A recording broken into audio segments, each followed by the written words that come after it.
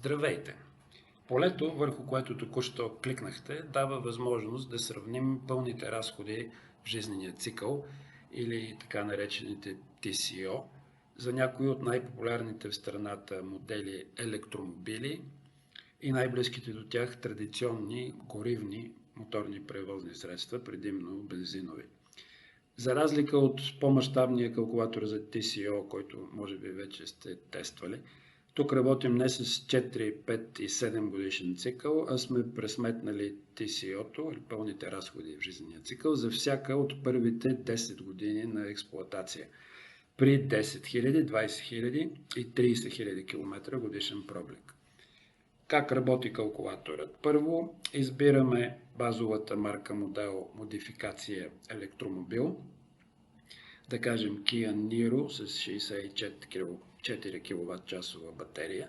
След това най-близкият до него горивен модел от същата марка, в дадения случай Sorento. След това годишния пробег. Тук в този тестови вариант виждате още опции, но както казах, ще работим с 10, 20 и 30 хиляди км годишен пробег. Избираме да кажем 20 хиляди км годишен пробег. И искаме да видим как се сравняват двете марки модел модификации при 6 годишна експлоатация. Какво получаваме? В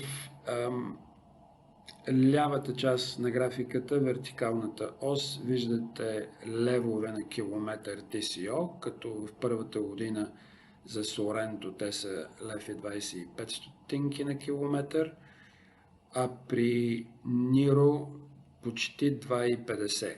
С времето, естествено, по-високата покупна цена и съответно амортизация на електромобила се разпределя върху по-голям брой години, така че някъде между седмата и края на седмата и осмата година електромобила става икономически по-изгоден. И както сме разписали, според наличните прогнозни параметри за пълните разходи в жизнения цикъл, Niro започва да става икономически по-изгоден за експлоатация, сравнено с Sorento, след като изминат 7 години и 11 месеца, което е доста след 6 годишния срок, който бяхме указали предварително.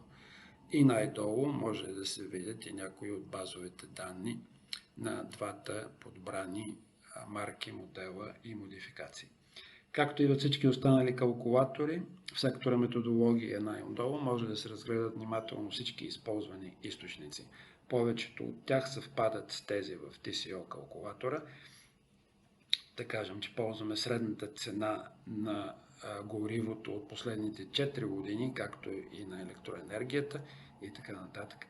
Данните, които виждате на този екран, са тестови и предварителни, но когато вие ползвате калкулатора, те вече ще бъдат окончателни. Така че ще се радваме да чуем вашите предложения за това как този калкулатор би могъл да стане още по-полезен.